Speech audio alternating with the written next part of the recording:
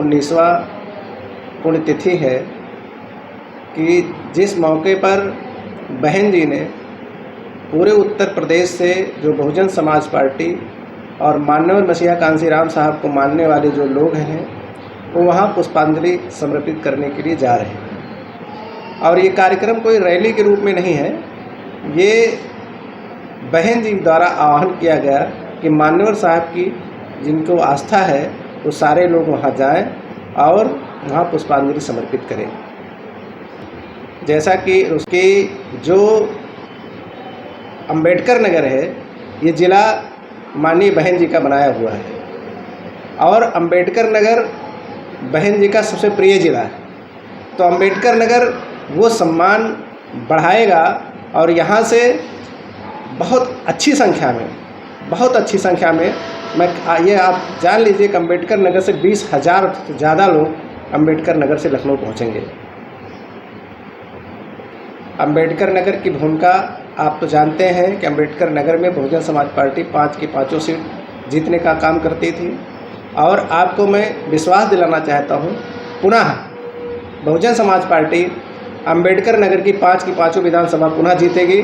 और जिस तरीके से माहौल बन रहा है, मैं आजकल बाबा साहब का नाम, मान्यवर साहब का नाम लेते हैं, मगर अभी आप देख रहे होंगे कि एक दल है समाजवादी पार्टी, वो भी मान्यवर साहब का जन्मदिन मना रही है, कह रही हम भी मान्यवर साहब का पुण्यतिथि मनाएंगे।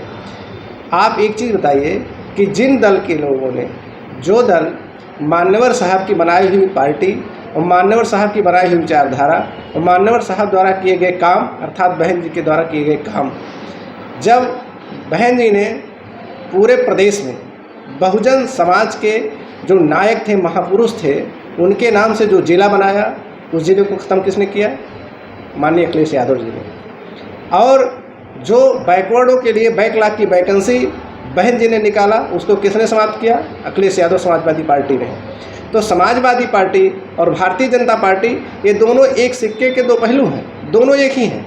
आप देखते होंगे समाजवादी पार्टी के मुखिया स्वर्गीय मुलायम सिंह यादव जी ने आशीर्वाद किसको दिया था?